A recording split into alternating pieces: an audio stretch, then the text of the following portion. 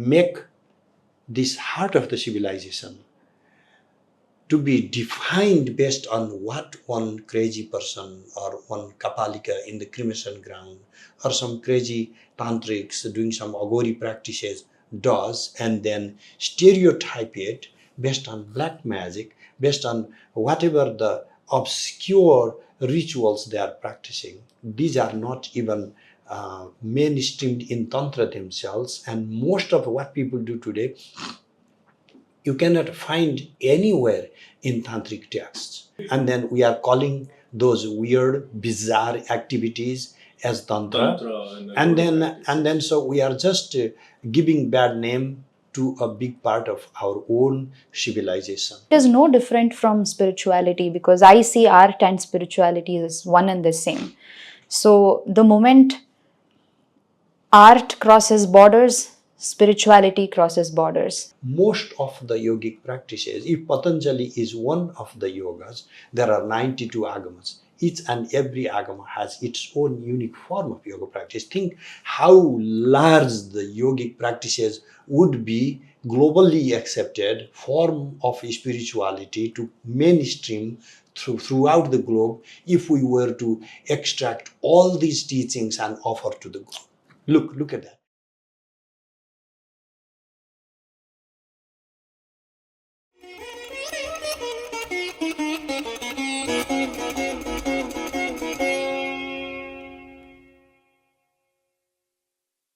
Om Sarvebhyo Namah. It's a great opportunity for us to have Ācārya, Dr. Asthaneshwar Timalsina, and we have wonderful artist, musician and orator on Indic studies, Ms. Sivasri Skandaprasad, and we are going to have a conversation. It's not interview like usually we do. It's a conversation. We will discuss some ideas on Indic studies, philosophy, Tantra, Kashmir Shaivism, and classical music, dance, and so many things. So stay connected. We are going to have good insights about Indian knowledge system and art and so many things. So let me first begin with Ācārya. As we have seen in the bigger picture of global knowledge system, when we call global knowledge system, it's like when we incorporate philosophy, science, history, biology, and so many things. In that parlance, if we put the Indian knowledge system, or let's say spirituality, Indian spirituality or Sanatan Dharma, how do we see that Indian spirituality and Indic knowledge system could contribute to the global knowledge system? Since the colonial times, the West has, for various reasons, started studying India. And besides commerce or politics or society, they also chose to study Indian classical literature, like Max Muller, for example, William Jones. We can have different sides of criticism of why they studied. Like Max Muller, you can always point about the limitations of colonial studies, but modern studies, the modern Western studies, started during the colonial times, and there were also some good consequences. For example, we have Paul Dilution or Max Muller or Schopenhauer. So these many people were actually deeply influenced by Indian ways of thinking. There are people actually reading the Upanishads. We have the first Upanishad in the Persian translation, and then from that to the German translation. By the later 17th, early 18th century, the West, meaning Europe, was already studying the Bhagavad Gita or the Upanishads, and many of the philosophical teachings from Buddhism also went from India to the West, were translated, like Sherbatsky, Vallée-Poussin, and they became, in a sense, ambassadors. So even when they had their own agenda and reasons, but that did help us in a bigger picture to introduce, like any introduction is insufficient introduction. They all come with limitations. But what happened is like people in the rest of the world would otherwise not even know. Max Muller edited the Rig Veda. We didn't have that type of textual editing, and so these were oral traditions. And whether it was good to have the book edited, because the books of the Vedas are memorized, handed down from the teacher to the disciple. Like I myself, when I was like 5, my father started teaching me. I was not allowed to touch the book, even though by then we already had the printed book of the Veda. We belonged to the Yajurveda branch. But to memorize the book without reading in a text, that was the main norm. And nowadays we don't memorize as much. And so we can say these are the consequences of modern Western education or something. But it also helped universalize our philosophies. Yes, there is no credit given. There is not due credit or sufficient credit given. But in the philosophy of Friedrich Nietzsche, in the philosophy of Wolfgang Hegel, in the philosophy of Schopenhauer, for example, many prominent Western philosophers, in the writings of Heidegger, for example, you will find the imprints of the teachings coming from India. Carl Gustav Jung came to India to learn psychology, developed a lot of theories by studying, Indian yogis. So, in a sense, the reading Vedic literature, reading Hindu literature has helped the West to revitalize itself, meaning there's substantial amount of thinking in the modern West that is not a product or not a continuum of the Western civilization itself, but rather borrowed from India. So is this a good thing or bad thing? As ideas, they are meant to be universalized. The issue of credit is different. For me, I'm not only going to talk about they didn't give us the due credit, which is the case, by the way. I'm not rejecting that. But even if they didn't give the credit, as a teacher, when we are simply trying to universalize thinking, let's say you are the Buddha and I'm a disciple, I didn't give you the credit. My enlightenment is still a good thing. If you are Buddha, selfless being, Yeah. So therefore, from the perspective of selflessness, having our ways of thinking universalized, to me, is a surplus. Yeah, that's quite interesting. But here's one objection, Ācārya, we face and when we try to trace Indian knowledge system in the tapestry of the global knowledge system. They say it's a theological orientation or some soteriological orientation. It's a liberation-oriented philosophy that does not fructify in the scientific domain. So in our academia, people fail to defend the proper stand of Indian philosophy in the mainstream, academia. Do you also, find such kind of dichotomy in our practices, even in Indian academia? There are both aspects, at least the way I think. Number one, yes, it is valid that Indian ways of thinking are deeply spiritual and moksha oriented, but the understanding of moksha itself needs to be re-examined. Moksha means liberation, or moksha means freedom. We don't need to understand this freedom, this liberation, only in the esoteric mystical sense. We could have understood this in our day-to-day liberation, day-to-day freedom in our phenomenal world. But so now let's go back to the problem. The problem is, Indian philosophy is all about spirituality, salvation, liberation, whatever the term you throw. The West is deeply rooted in their own culture and in their own religiosity. So what happened? They created a guise in which they created a language, a secular language, to rebrand the same ideas. In René Descartes, the father of the modern Renaissance. So you can, if you critically analyze Cartesian thinking, you will find deeply Christian notions embedded within William Delty's reading of Descartes, and the way Christian modes of thinking became universalized. in the institutionalization of education, in the dichotomy of matter versus mind or matter versus the spirit. And so that is already a very deeply biblical notion. You can read from St. Augustine to Thomas Aquinas.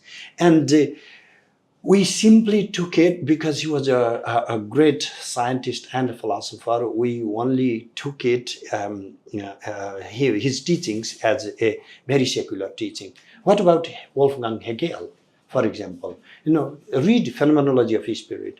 So the Hegel is a very great success story of the West. What happens with Hegel in Hamburg? He is first a student of Indology. His master's dissertation is on Bhagavad Gita. And then he deeply studies Sanskrit philosophies and then takes a U-turn, writes Phenomenology of Spirit, derives substantially from the Upanishadic teachings. And his idea of the absolute is already borrowed from the Upanishadic understanding of the Brahman. And then he writes that to basically institutionalize philosophy under the framework of Christianity. And then he writes Philosophy of History, where he uses his whole strength to bash India, to demean India, particularly to demean the Brahmin. And so the project is completed. Number one, learn from them. Number two, take all their good ideas and frame it within the Christian worldview. And number three, discredit them. And then you have your product, final Western product. So most Western thinkers have come within the broader Christian framework. But when we are reading Western philosophy, be it Hegel or be it Kant, we don't even mention the Christian underpinnings. So we only take them as a secular and universal sort of thinking. Now, one other thing we are lacking is we also need to build the kind of discourse where we could read Abhinava or Shankara from a fairly secular perspective. We do not need to always talk about mysticism and liberation and Brahman and Shiva and all that. I agree with that, because these ideas, whatever the ideas they have shared there, can be universalized and are helpful to people, whether or not they want to see the mystical domains. But that is where we are lacking. And I do believe in the process of secularization of ideas and universalization and globalization. That is needed because all the human beings deserve to have some greater perspectives regarding life. But at the same time, what is demanded from us is you are like a religious guy, you don't have like a rational thinking, you have just a faith. So that is just something not valid. And who would you teach in philosophy? Like Thomas Aquinas, in philosophy departments in the West, they have no problem to teach Thomas Aquinas. He's a great Christian theologian, right? And then you have the problem to teach Shankaracharya, for example, because he's a religious guy. So therefore, it's like the critique itself needs to be critiqued. Exactly. I totally agree with you, Ācārya. In fact, we have seen that, like Schrödinger, the great physicist, he said that I have derived my entire tapestry of physics, I could say, is from Upanishad, like non-dualistic tradition and Advaita philosophy. It's like they have borrowed some ideas, but they did not give any credit to Indian thoughts or Indian philosophy. So that also comes to us, though. What are we doing then? What is our role then in the global academia? We have to play more assertive role, not aggressive. I'm not like, okay, why are you not mentioning us? So we have our own stage. Nobody is stopping us from writing. We are not doing sufficient critique. We are not doing sufficient modernization of our own thoughts. And so it's also our own limitations. True. So if your nation is attacked, and you can do two things. One, criticize the enemies who are attacking you to stand up to defend your nation. Exactly. So, so this is what I'm talking about. So if these ideas are so dear to you, what are you doing about it? So are we introducing these in our curricula? particularly in colleges, how deeply, how far have we gone to introduce our philosophies in the modern language. I'm not talking about classical Sanskrit categories, because most of our audience is not able to understand in Sanskrit anymore. And so we need to reframe our ideas. I know there are many ideas that we may never be able to completely translate into another language or a culture, but how much do you think it is going to happen that all our modern scholars are going to go back and just read and think in Sanskrit and start writing in Sanskrit, or the whole globe coming to think in Sanskrit? So how much likely is that? So if that's not going to happen, are we going to remain the Puritans, like nobody should talk about us and only we have some secrets that nobody knows about us? Or we want to share our ideas and then bring the world to understand our worldview? I think our project is the second one. Yeah, I think we have to explore more rather than just saying that we have to, look into the history of thoughts. It just in order to defend, rather we have to examine and critique and modernize it and bring it to the, some sort of universal framework, like objective-oriented study, like.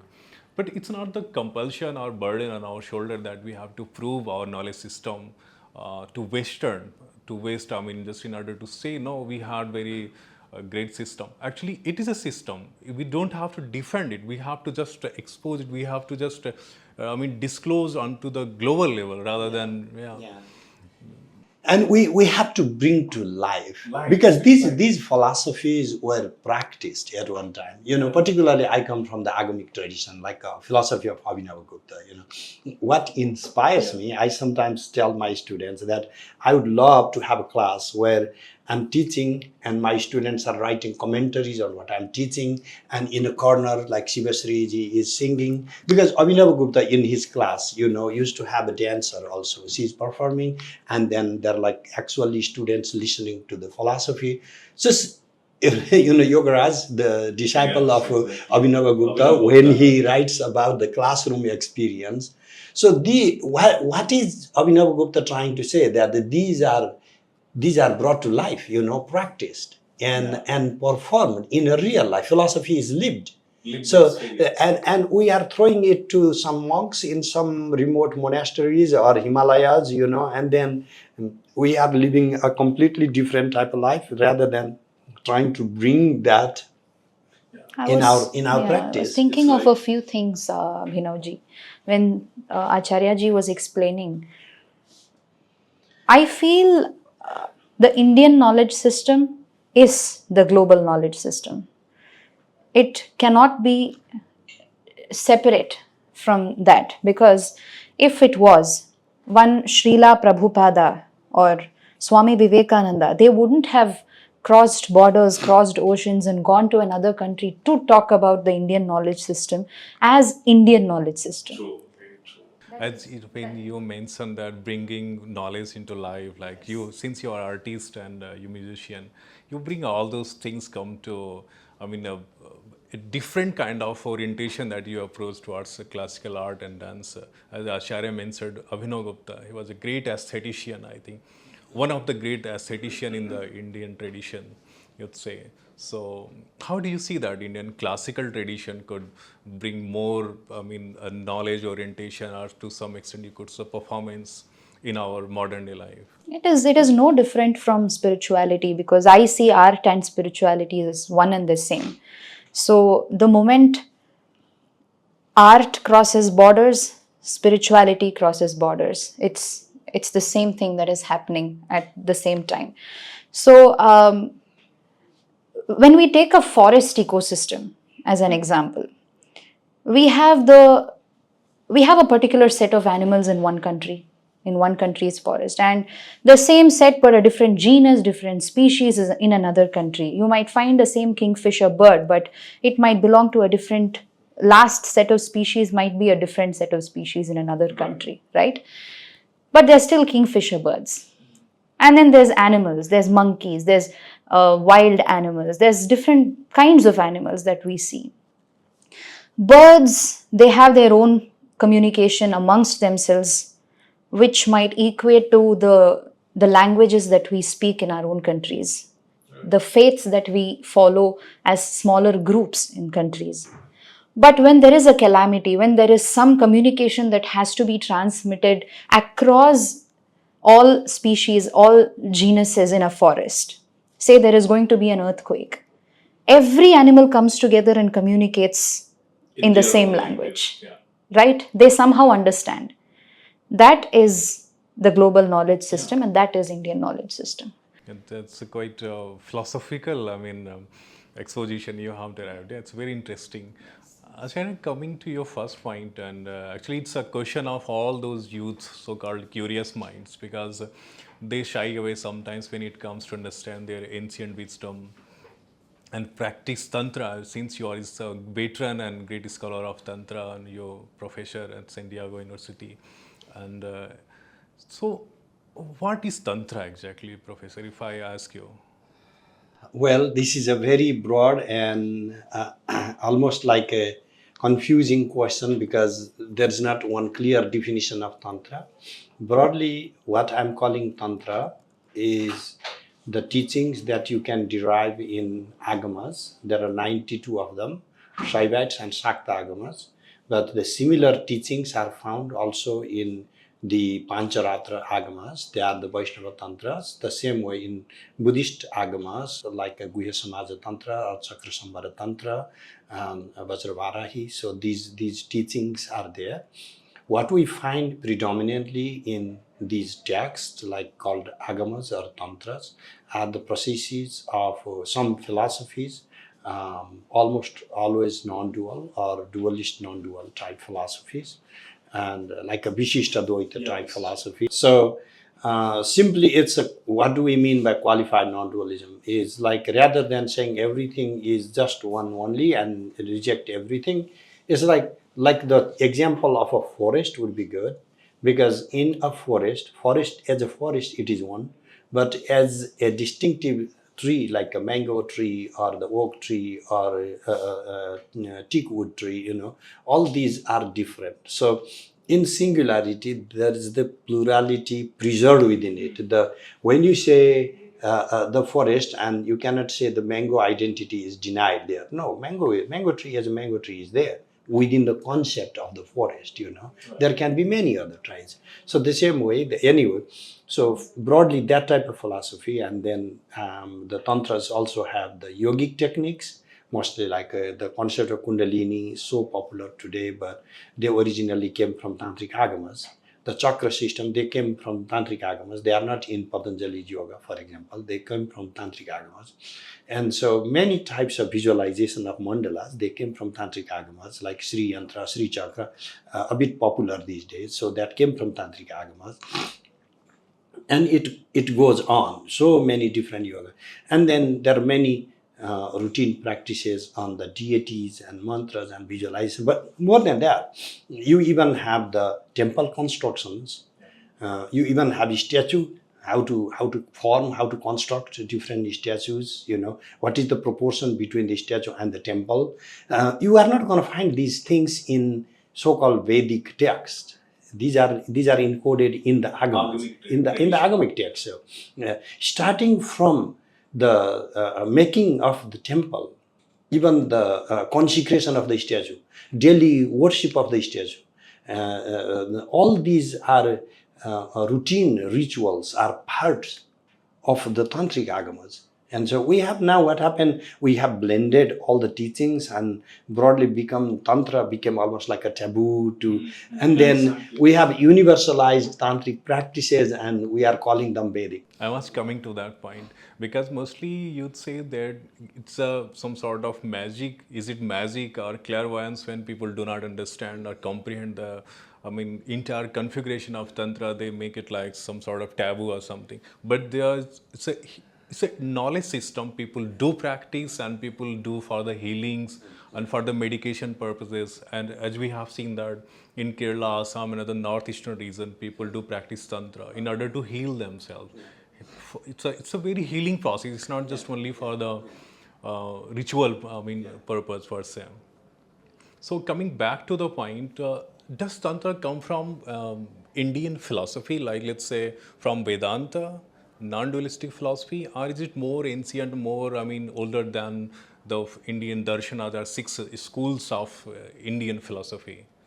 Where does it come from? No, Tantric Agamas continue the stream of thoughts that you can find, you can trace in the Upanishads, early Upanishads themselves. So even the rituals were not like completely juxtaposing the Vedic rituals. A lot of ritual structures are also the same. But what happened, Tantras made it accessible to all classes. In Tantra, Pravritte Bhairavi Chakre Sarve Varna Dijataya. Everybody, all the castes and creeds have the same authority to practice in Tantra. So it was gender insensitive, so it was not about the males allowed to practice, not the females. So every gender, is allowed to practice Tantra. So therefore, Tantra was universal. And there are many practices in Tantra that actually were borrowed from so-called lower caste families, like the Kubjika practice credits itself for Kulalika Amnaya, meaning coming from the families of the potters. And so if you go to Nepal, for example, in most of the Shakta temples, you will still find the priest coming from the lower caste. So it was kind of rejection of the old orthodoxy and the caste-oriented hierarchy. So that was an effort to universalize. And you can see why they gave such a bad name for Tantra is because it was taking the jobs away from the orthodox pandits, So they had to make it look really bad. Actually, Ācārya, you have, I mean, pointed out very important point, because mostly people say it is confined to one caste, class, culture, creed, something. Now, Tantra can be practiced by everyone, can be anyone, despite of their... And then not just the practice. Many of the Tantric Ācāryas didn't come from Brahmin caste. So these Agamas, original Agamas, were constructed, not simply guided. Therefore, you can see there is this Agamic, when you read Brahma Yamala Tantra or Jayadratha Yamala Tantra or even the Chakrasambhara Tantra from the Buddhist side, their Sanskrit is not structured or not like a standard the way Pandits would write, because these people were writing in Sanskrit because that was the common language of learning, but still they were not as correct as these Brahmins who were trained in classical darsana. So they were downloading what they experienced, but not necessarily they were coming from higher caste only. Sivasri ma'ams, the concept of devotion, as you are very much drawn towards the devotional tradition and bhakti period and abhanga. So how do you incorporate such a very important aspect of devotion in your art? Honestly, I don't do anything. That is the whole point of devotion. So when you get on stage and you sit there, and then until I get onto the stage and take the blessings of the stage, until then I'm there, I exist. But after that, I don't know how the 2.5 hours go. There is some energy that flows, and then the concert happens, and before I know, it's over. It's like you get immersed in the concert. So I very sincerely believe, even before I start my concert, I pray to the God. Generally, it's like a visual imagination that you do. It's a conscious imagination that you bring to your mind, where you visualize all the deities that you generally pray to. I do that, and it helps. I tell them, I think it's over to you now. It's complete surrender. Yeah. Who's your Ishtadev? All that. Yeah, it's generally all of them. I mean, generally people assume that because I wear a Rudrakshi, it's assumed that my Ishta Devata is Shiva. But I generally sing Abhanga on Vitthal and Krishna. I keep doing Vanamali, Vasudeva, and so it really doesn't matter to me, because beyond the iconography, they're all the same. So to me, it is just a symbolism to bring people to that focus. Let's say one could say it's complete manifestation of entire diverse culture of India. When she prays to every deity and God while... But it's very interesting, ma'am. Actually, I wanted to ask you very slightly different question, like what role of devotion or some sort of, you could say, surrender to deity or Ishta could bring some transformation to the life, to your life or to anybody. How do you see that thing? Yes. So, thank you for asking the question. So, I insist on this answer wherever I go. So, devotion is not when you pray to God. That is not devotion. It's not when you go to the temple or at home or wherever you close your eyes and I mean that is when you're being selfish. That cannot be devotion, right? You're praying for something. You're praying for your well-being or whatever it is that we are praying for. But I feel the ultimate form of devotion that is capable of bringing a transformation in the society is paropakarartham idam shariram. So that is the only form of devotion where you surrender your life, your actions, your thoughts, your words, everything for others' well-being. That is the ultimate form of devotion. It also comes in the bhakti tradition of Maratha saint poets, where the entire ghata starts with Pundalika, who dedicates his life in service of his parents and makes Panduranga wait outside. He makes Vitthal wait outside on a brick in pouring rain. He says, I am doing my duty.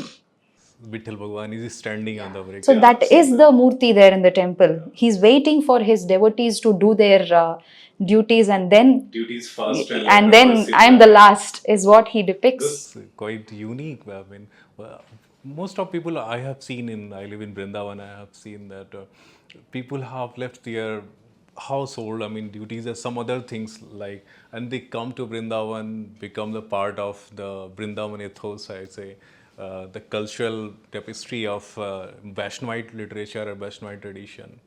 And most of time I ask them, why do you do that? I mean, why do you, what kind of, I mean, aesthetics or rasha you find in bhakti? And they say simply that it's up to you. When you surrender yourself to the deity, that you'll feel that. It's a subjective experience. Is it so? It is both aesthetics and pure love, yes. So one is because the Vaishnavite tradition in Vrindavan propagates love, pure love towards the divine, towards Krishna, and everyone considers themselves as Radha and as a gopi, and yes, embodiment of the Jivatma as they are Partial, Ansha avatar, something. Yes, exactly. Yes. So it's sort of ingrained in them that they become one with Krishna when they become the gopi or Radha. So that is an idea that I see is happening in most of the Vrindavan type ecosystem also. Right? Even in Banaras, Ācārya, I have seen that. I mean, he has practiced and come from that Gurukul, Guru Shishya Parampara. He has seen the kind of devotion to Shiva and Rudra. Exactly. So, Ācārya, I have some questions like people have asked to you earlier and other, I mean, podcast and somewhere. Like, how do you see the tradition of Tantra could be the mainstream academia? It's like, could be the part of mainstream academia. And why people are not, I mean, bringing it into mainstream education, like some independent scholars, like Indologists, they come from other countries, other nations, and they find it's very interesting, it's very scintillating philosophy. I personally believed so. It has to be. When I was 19, I had two choices. One, to go to Germany and go for my master's, or to go to Banaras and study Agamas. I chose the latter. I had a scholarship in both places. I chose not to go to Germany. So you left to Germany and... Yes, that is what I thought was more important to me at the time, Even though later I actually went for my PhD, but I didn't go to Germany for my master's, and I wanted just to teach in Gurukula. I didn't have any dreams to go to the West. That was not part of me, but many things happened. Let's not talk about it. But anyway, why did I go to Banaras?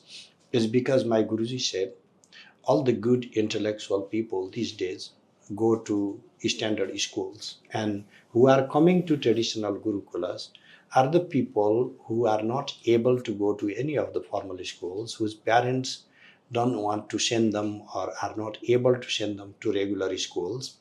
And then what do these kids who are going to these type of ashram based gurukulas, what do they want? They just want to learn little Sanskrit, to perform some puja rituals, whatever, learn little astrology, and then that's it. They do not want to be the carrier of civilization the way that was done till the last generation. Exactly. So Guruji said, now the times have changed. You have to get a degree, you have to introduce a department, and you have to fight to get this knowledge mainstreamed. So that became my mission. I went to Banaras, I went back to Nepal, I struggled and finally succeeded in introducing the Department of Tantric Studies around 91, and it is still running there. Yeah, that's yeah. Last winter I went to Nepal, and then I picked up the same battle, and then we had a lot of conversations in different levels, and I heard that the Nepal government has accepted the education ministry to incorporate Agamic studies within all the Sanskrit schools, 250 of them in Nepal, as a Aikshik, means optional subject. So in the West, when I went to the West, we didn't have proper academic representation, and the first thing I did, by support and help with my friends, we started within American Academia, American Academy of Religion. I, alongside another friend, we co-chaired and started a Tantra group, and we started inviting papers on Tantra, and I chaired that for about 6 years, and now it is flourishing. In the beginning, we used to have like 2 or 3 papers, people, scholars wanting to write or talk about Tantra. Now we get like 50 papers, We even, we are getting more and more volumes published, so bigger awareness coming. And now, then this is the third phase, or the stage of my life where I'm frequently coming back to India, and I hope that with the help of all of you, that our society is ready or willing to wake up enough that to discredit Tantra is to discredit 50% of your own civilization. Yeah.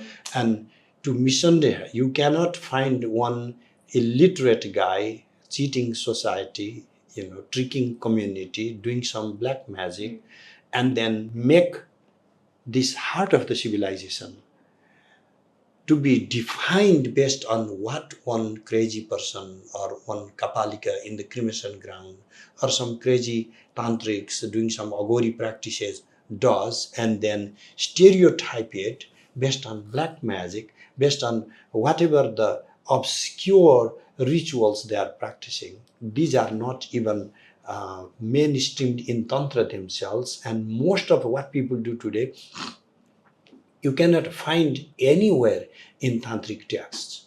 So people are randomly picking and doing weird things, and then we are calling those weird, bizarre activities as tantra, and then so we are just giving bad name to a big part of our own civilization. Because why should we study Tantra?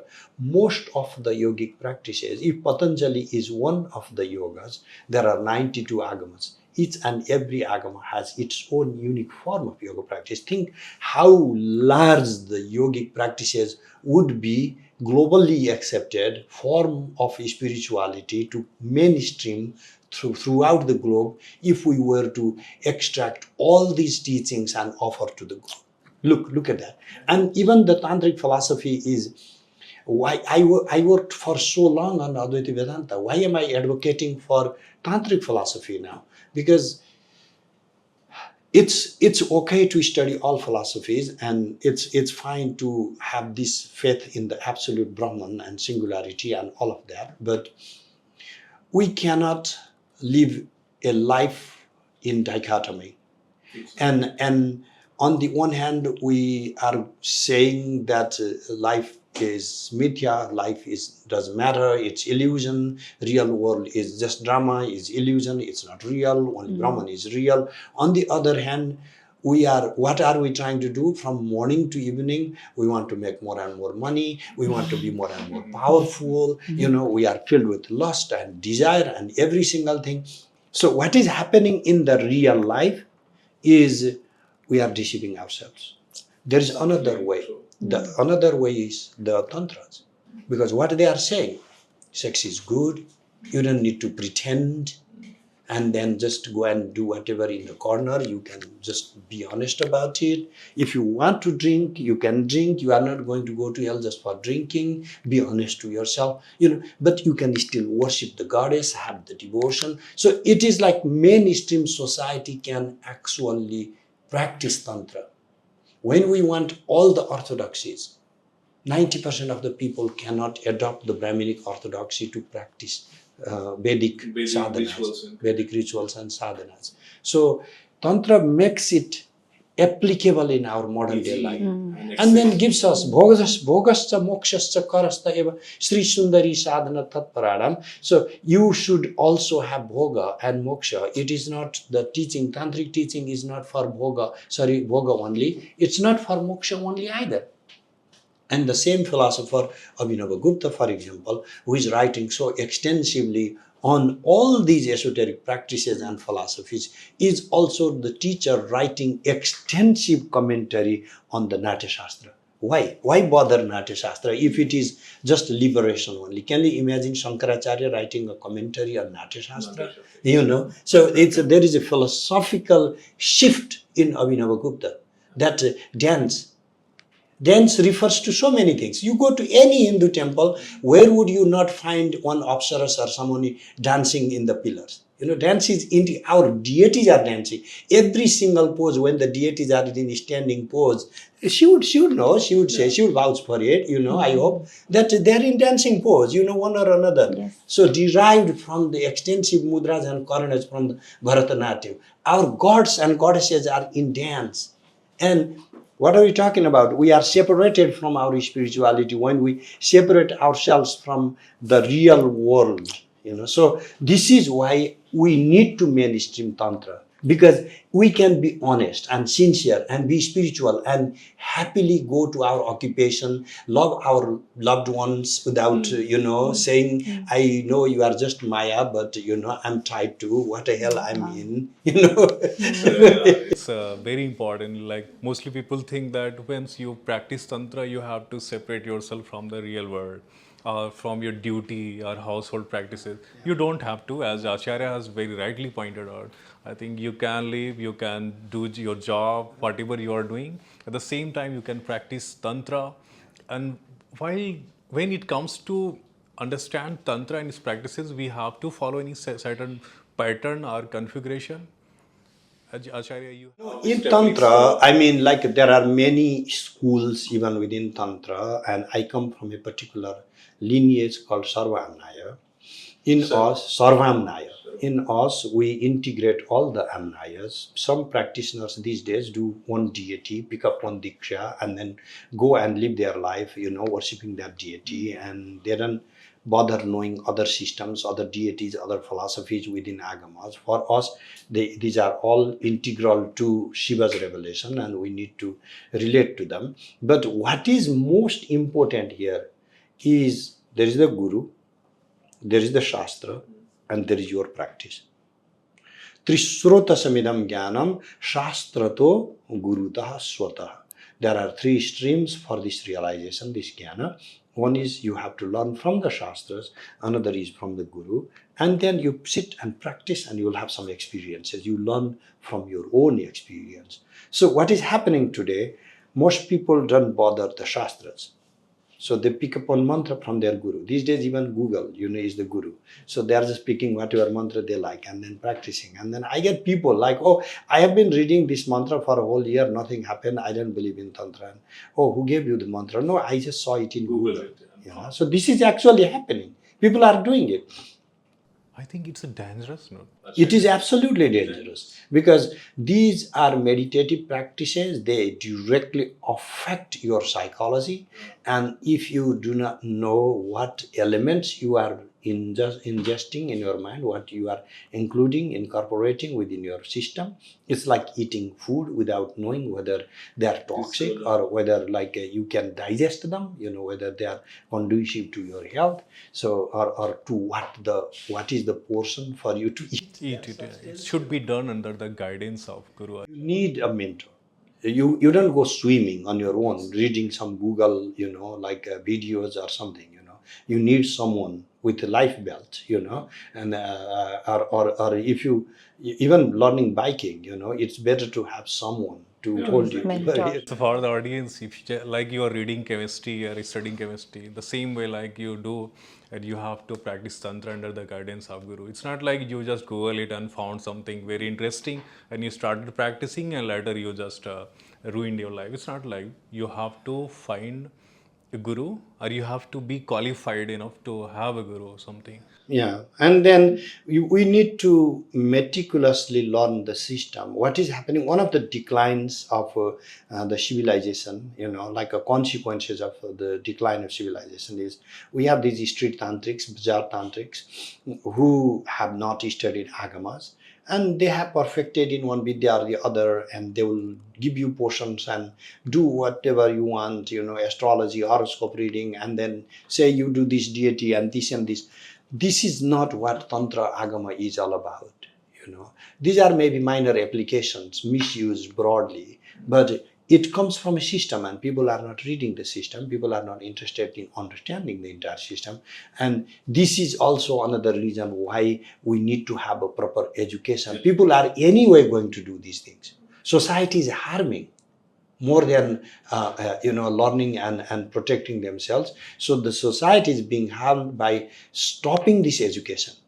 We have removed formal education of these things. What is happening in society? The people who are not educated of the system are taking advantage of the faith that people have and then feeding them to do all kinds of bizarre things. And then as a consequence, people are being harmed. Harmful, dangerous. Yeah. And so now the reason that people say that it's a old tradition, it's a decline of civilization, as you mentioned. Yeah. Exactly, coming to the point, like we see and like in Ma Kali Puja, Navratri and other Hindu tradition as Sanatan rituals, we see that there is a very significant place of rituals or symbols, let's say, in our daily life, in our practices. How do you see that these things could be done always under the guidance of Guru? I mean, is there should be some sort of normative or some codes that we should follow, or is it just a random selection or something? Absolutely not random. There is a process called Krama Diksha. You first have to have initiation. It's Kramic section. Yeah, Krama Diksha. So Krama means sequence, order. So you do not get every instruction in a get-go. You just don't go to a teacher, pick up a mantra, and then your job is done. It's not like that. So you have one stage of learning. Is it called initiation? Yeah, Diksha. Diksha. So you have one stage Diksha, and then you practice that. You excel into that practice. It may take a year. It may take more time. Some people might finish in 6 months, depending how much time and energy they can afford. And then you go to the second stage, some Shakta Visheka. And then you go to the third. Krama Diksha is you have stages of learning. A teacher is very closely mentoring and monitoring your process of or your intensity of your sadhana. And then you complete one course of practice which demands substantial amount of study and substantial amount of sadhana, means mantra repetition. We call Purascharana. If the mantra is 6 letters, you will have to do 600,000 times of repetition plus additional for the libation and other consequences. So you have to complete these courses, and only then you are given gradually from very basic seed syllable mantra to very complex mantras, and then we go to Kuta mantra, and then we go to Langa, Shatakshar, like 100 phoneme mantra, and then you are trained to be able to see from the beginning to the end in your head without muttering, So it's an intense dhyana. Your meditation has to be so accurate that you are able to see the whole phonetic structure of the mantra without repeating it. And then it can go, like when you are actually evolved sadhaka, there is a Shastra, 1000 letter mantra, and then you should not articulate it. First of all, of course, you have to repeat, but you should be able to just think of all the phonemes, all the words in a sequence to complete the whole 1000 phoneme mantra. So this builds acute level of attention. So when actually sadhana is happening, the sadhaka, the practitioner, is building his capacity to attend to something for a longer, sustained period of time. And what is the consequence? You can actually see in real life that his span of attention expands from, like now, the average, human attention was some 14 seconds. Now the decline to some 9 seconds, 7 seconds. Then within even 1 year, we can develop the span of attention going to 20 seconds or minute, So it's exponential growth. Just imagine your ability to experience something. If you can, multiply your capacity to stay in that same attentive mode for 4 times longer or 10 times longer. We can show, subjects can actually personally experience. So it's not just about, is the ghost going to appear, We are actually today civilizationally so illiterate that when we talk about Tantra, people start thinking like, is it going to give me money or, something like a magic oriented things. Shortcut method. For the practitioners, for the sadhakas, how can we be satisfied that, yes, I'm learning something, I'm gaining something, is by how long can I focus? One. Like most people are able to just focus on one object. How many multiple objects can I focus simultaneously and have, like how many Meticulous reading of that. No, the way it works is like, suppose I'm repeating a mantra, Om Namah Shivaya. In the background, you have the image of Shiva, right? You have 2 objects then. One is the image, another is the sound. And always tantric practices involve some images and some sounds. Why? Is because sound processing is logic processing, and then image processing is the fantasy, like image processing. You have these two different hemispheres in the brain. We are engaging both the hemispheres by simply processing 2 things, image and sound. Okay, we are already expanding, like multiplying twice by consciously giving you mandala and mantra. So you have to the objects. Yeah, you have to simultaneously give presence to both. And then what do? We stage the deity in front of the mandala. You have now 2 images. One is the mandala, another the deity. And then we have the mantra. Now we give the meaning for the mantra, like this mantra correlates to that. We have 4 objects now. The meaning, the mantra, the deity, and the mandala. So simultaneously, how many objects? It's not one after another. It's simultaneously how many objects can you pay attention to. This will revolutionize human consciousness. That is why I have such strong faith on it. Because we have a system that can reshape human attentiveness. Yeah. Coming to slightly different, configuration of this conversation, if I ask you, Sivasri ma'am, do you see that now modern India is awakening to certain level when people can, see the changes in the society? So is it some sort of paradigmatic shift you are changing in our culture these days? What do you see that, what do you see? There's definitely a shift, but there are many aspects to the shift. So there's one group of people who modernize devotion and try to make it relevant to today's young generation, so that they also come into the path of devotion. But in the process, there is a lot of dilution that is happening. There's a lot of digression that is happening. Like Ācārya ji was mentioning, how even Tantra has got a very different connotation to it today. Was the process to make it relevant, because most of the younger generation want instant gratification. They want some result to see it right in front of them. So they start using Tantra to probably get money, to get status. Yeah, just like how they Google, right? They want immediate answers. And I don't think, their attention span is also quite good for them to learn focus through, through Tantra. So as the capacity of the generation is reducing, the process of bhakti, the process of devotion also is changing, and it's becoming more into a capsule. So I wouldn't blame it, because is why in Kali Yuga they've told just recite the Nama, that's more than enough. Yeah, we are not expecting anything more from you guys, is what the gods literally told. So, so out of the Navavidha Bhakti, now we've lost the rest of them, only Kirtanam remains. Shravanam also has gone. So, even when we sing, there are, in a concert when I'm singing, initially, until I am able to grasp all their attention, bring all of them together, we have people doing this. We have people talking to each other. We have people looking outside for no reason, because there'll be some other thought going inside their head. Yeah, they're just lost, perpetually preoccupied with something useless. So, as long as we have the simplest form of devotion to follow, people are happy. Everything has been, there is nano sandhya vandanam today.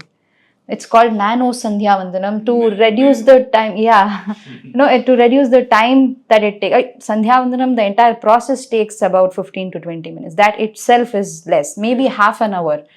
And now that has come down to 5 minutes, 4 minutes. They stand near the sink and do sandhya vandanam. Now they do like that. Just So when things are shrinking, I think bhakti has also shrunk to a great extent because of the process. Because as you sow, so you reap. That one thing never changes. So that is one constant in the universe. Whatever you give, you get back. If I give 5 minutes, I get 5 minutes value of bhakti back. Yeah. So that is modern spirituality. Some aspect of bhakti and let's say religion, practice, philosophy, and other things. Everyone is seeking some sort of escape these days. What I'm seeing in the society, if we, psychologically observe the phenomenon, that what is happening these days. People are seeking some sort of escape, some easy path to get something. Either, as you mentioned, like money by doing some sort of tantra. Little bit tantra in very bizarre fashion. And likewise, like bhakti, they pretend that they are, devotional or bhakti. At the same time, they have kama, krodha, lobha, moha, mad, matsara, all sort of vikaras as follies.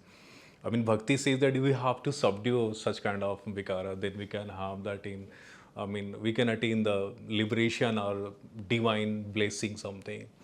So I'm seeing a little bit of escape in a way that cannot be filled by any sort of pleasure or any sort of, some reckless method.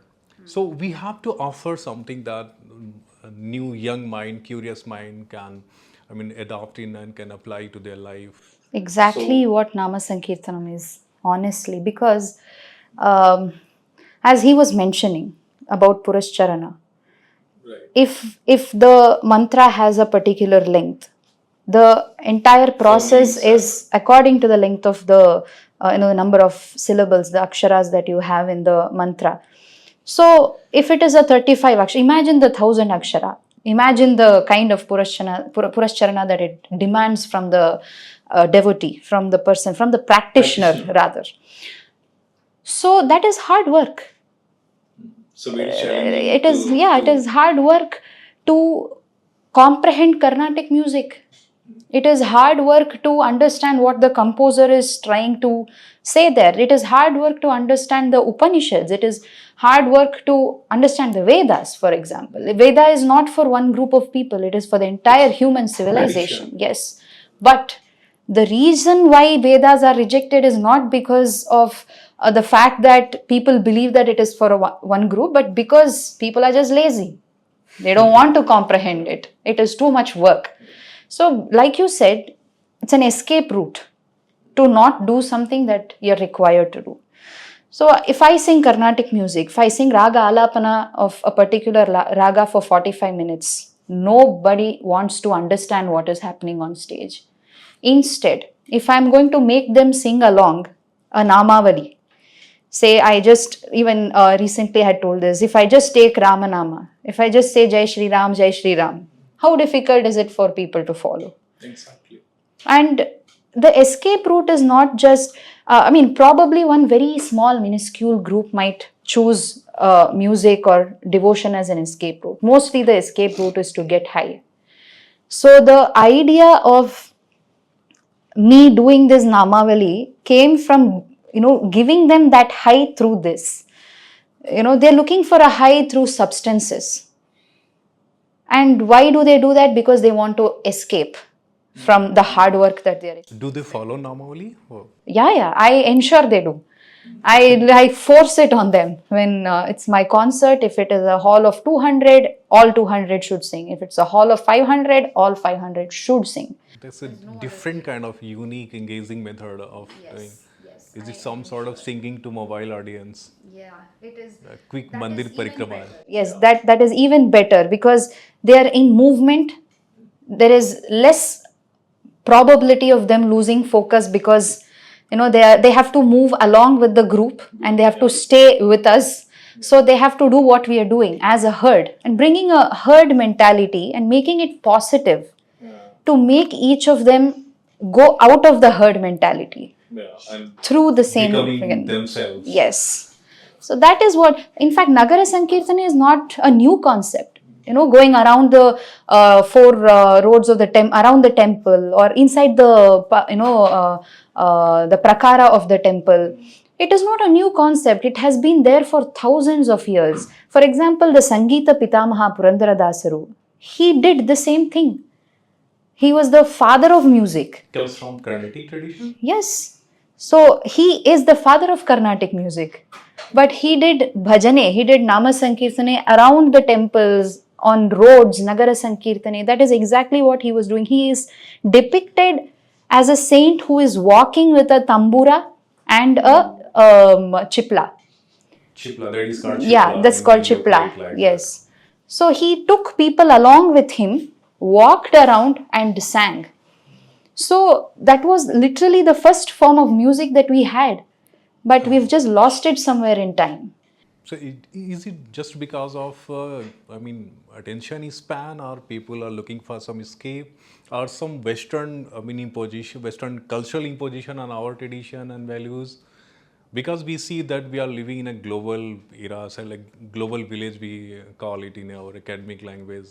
So is it because some sort of amalgamation or completely entrenched society that we live in and we don't find any route that we should follow, or that we can adhere to certain norm that this is my culture, my tradition, where I have to follow, and of course I can listen others, but at the same time I have to follow my own tradition?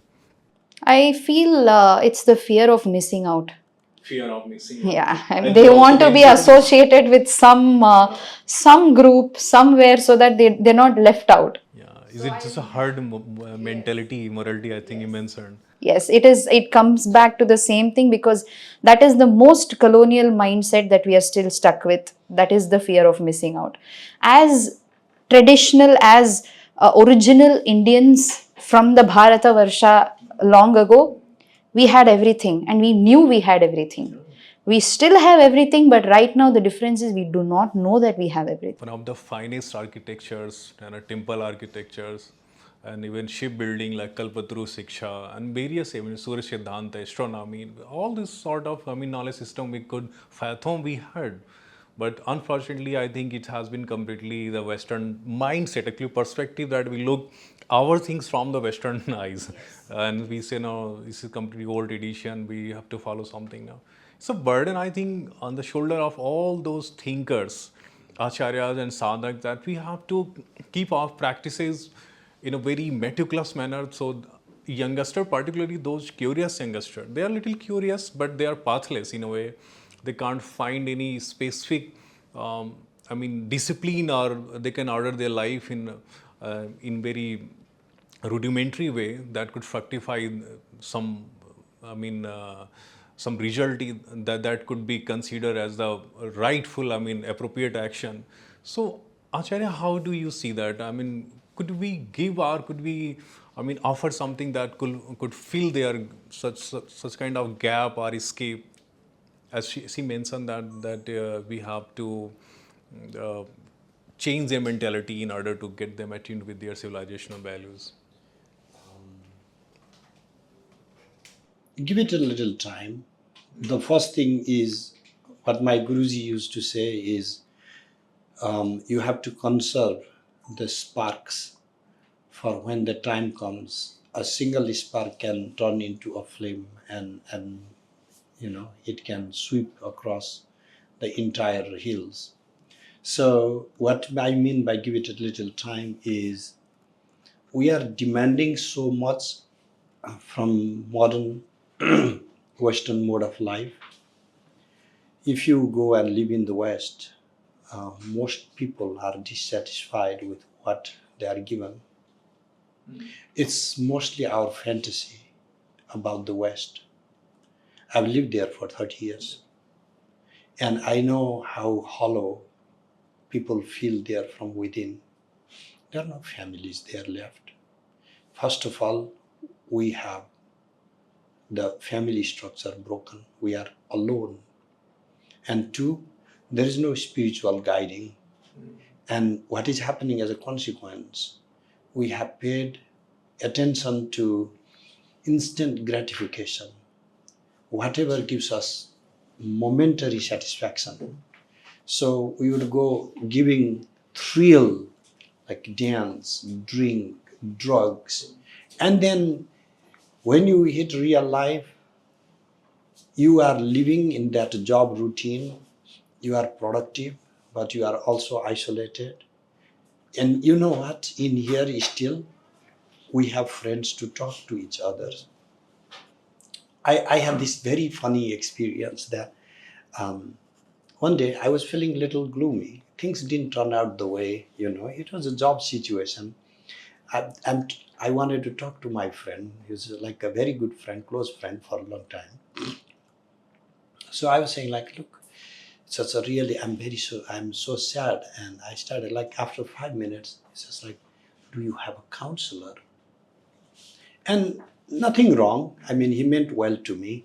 But then I immediately realized that just like we share our feelings with friends here, our families, and we go and cry and all of that.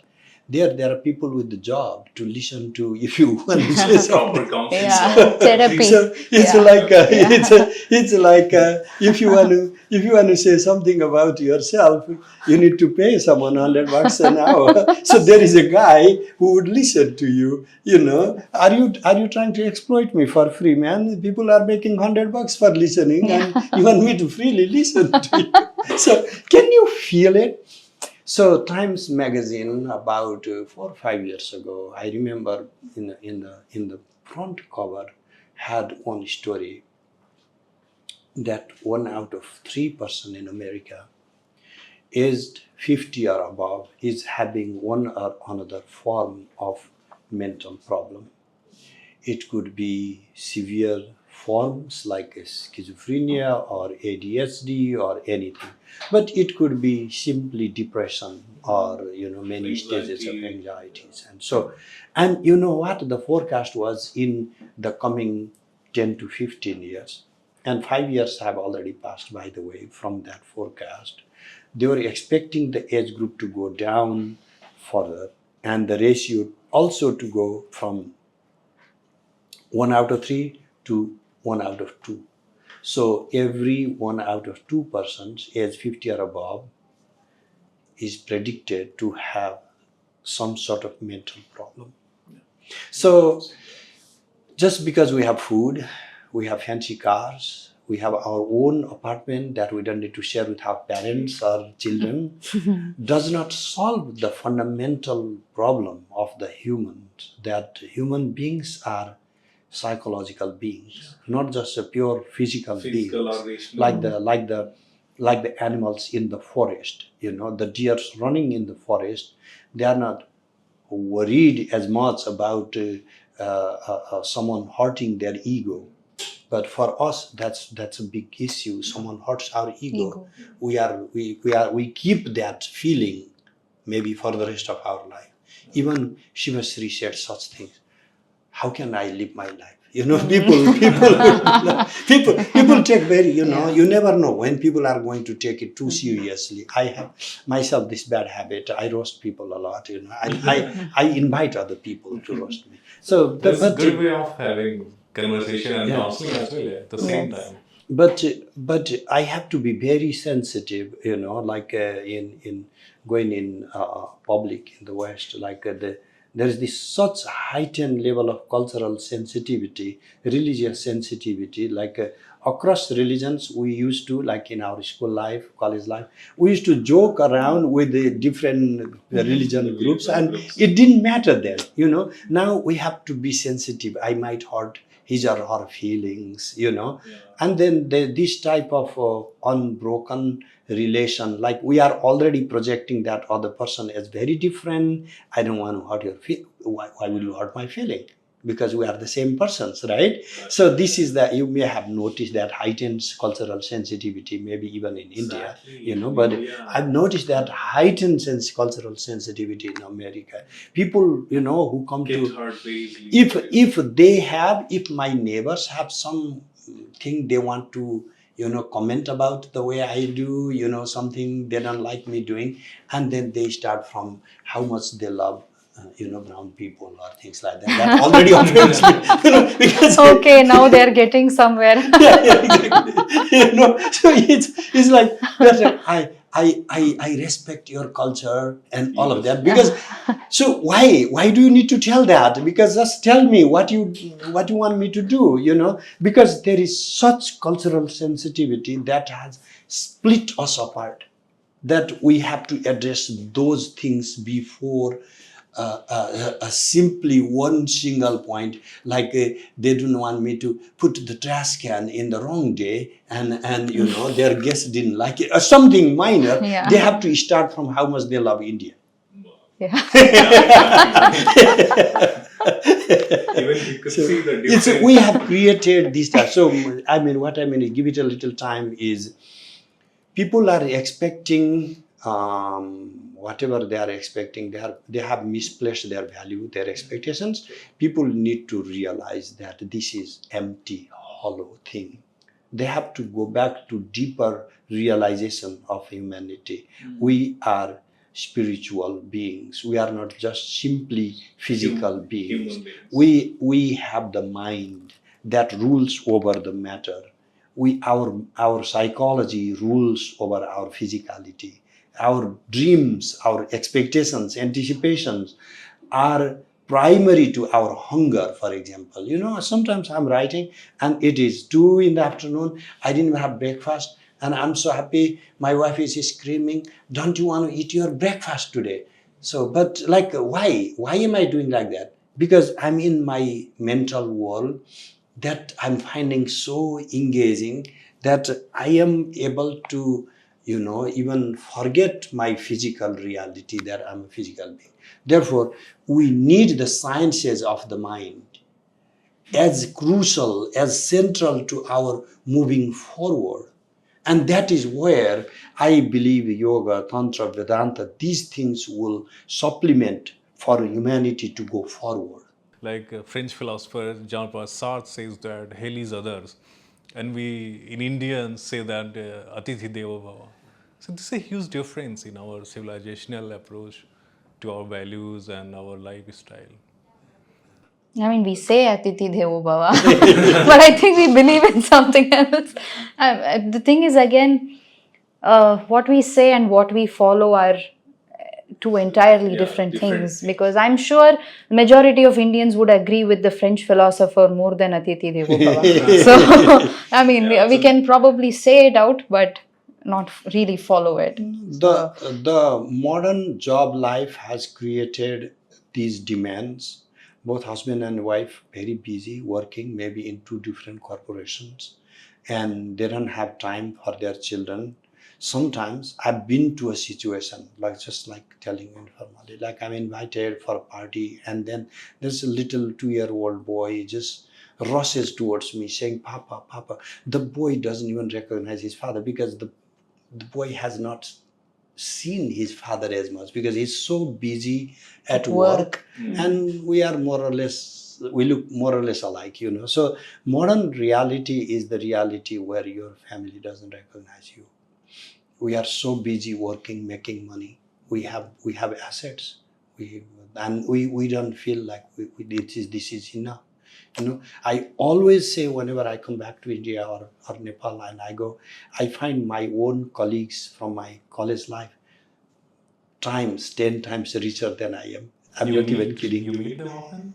Yeah, so occasionally, because it's like, when I start telling them in the West, I just have a job, I spend everything by the end of the month, I have nothing left. I'm not complaining. I'm just okay with that life, But in here, there is so much obsession in collecting Money. and creating assets, Saving. and, being richer. And so that is actually, that was not the pursuit of our life. That was not our life philosophy. I don't know where we got this life philosophy, but this is a sense of insecurity and also imposing too much value on physical things, physical assets. And I know that there will be a big crisis in the job market, meaning more and more AI is going to take over modern jobs. And we will need to redefine the whole socio-economic structures. So that's why wait for a little bit. But that doesn't mean don't do anything. Let's keep producing alternative philosophies. Let's start giving people the ways that they can live their life better, so that when people are at the verge of collapse, they can see, maybe I should choose my lifestyle and then come to this. Why is there so much attraction in what I'm teaching in the West? Why do so many students come and learn? I am not able to teach all the students. There's such demand that I need 1,000 people like me to already address the volume of students wanting to come and learn. Why is there so much? Because people have seen that what they have is not enough. They need something. And they are also seeing a different reality, different worldview at the same time. Thank you so much, sir, Ācārya.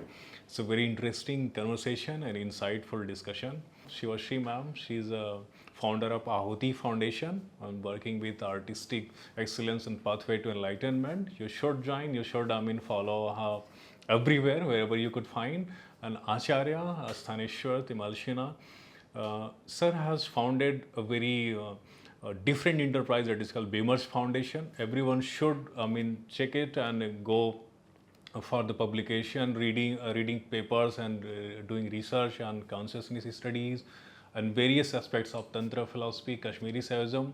It's a proper, full-fledged, sophisticated, developed yogic research. It's an empirical science rather than some reckless orientation as what most people see in the streets, like bizarre or weird activity. It's not like that. It's completely scientific orientation, empirical, and completely it's like evidence-based research. It's not out of blue or something. So you should follow it very meticulously, rigorously. And thank you so much, Ācārya. Thank you so much. Thank you so much for having us here. It was a pleasure. Thank you.